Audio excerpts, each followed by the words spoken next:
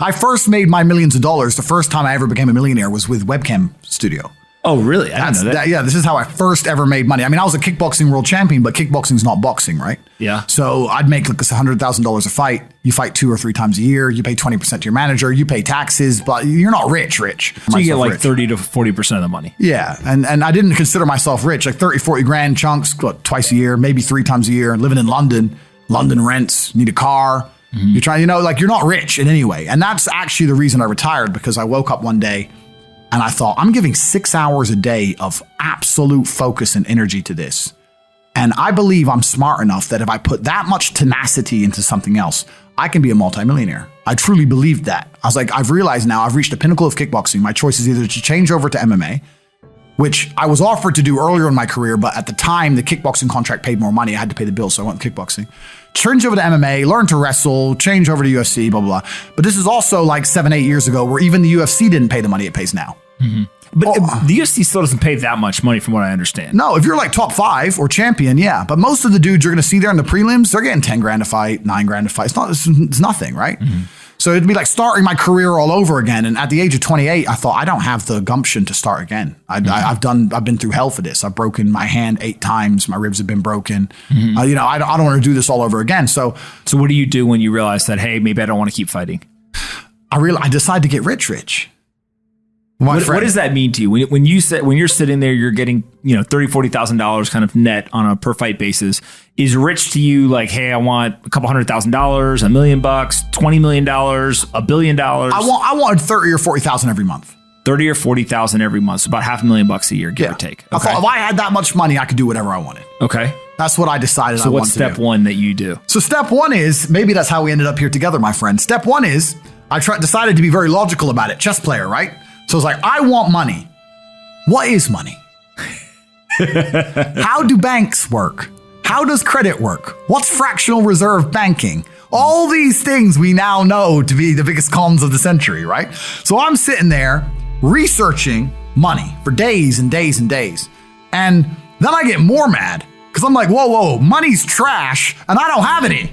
Now I'm really annoyed, right? I thought like everyone else did that, everyone puts their money in the bank and the bank takes some of other people's money and lends it out. I didn't know they invented it from the sky. I still at that point thought money was linked to gold. I didn't know nothing.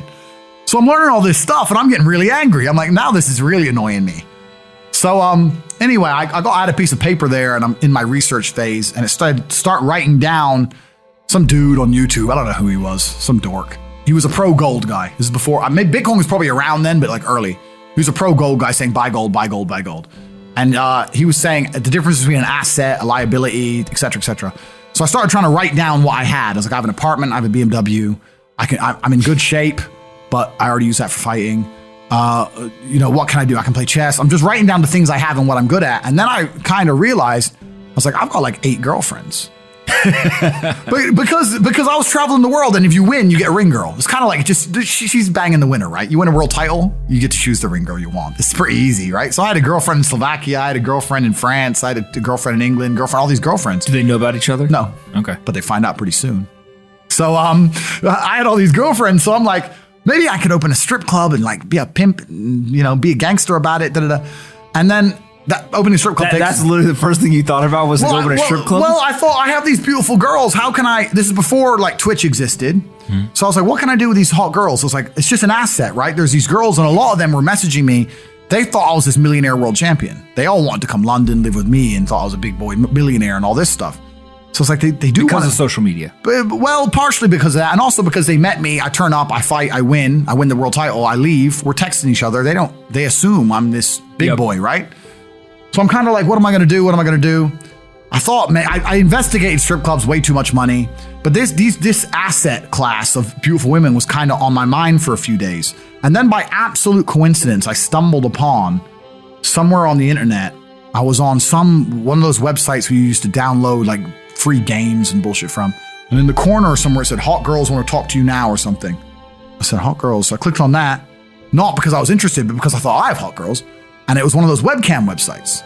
And I was like, so these girls sit here and talk to dudes for money.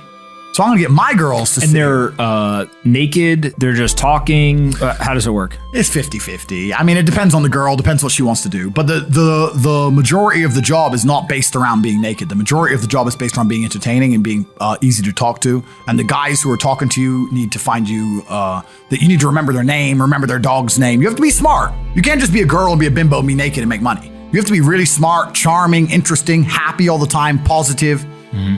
And I thought, I'm going to try this. So I messaged all 5 of my girlfriends, told them I had a job for them, explained to them what I was going to do. I was going to launch this company. 4 of them agreed. All 4 flew in, sat them around the same table. They were all like, who's she, who's she, who's she? I'm like, well, you're all my girlfriends. 2 more left. And then 2 stayed. And that was the beginning of my little attempt at a webcam empire. And I put the girls there. And my role in it all was I did all the tech side of stuff, which is the first thing, of course. And then also, and I get called a pimp a lot.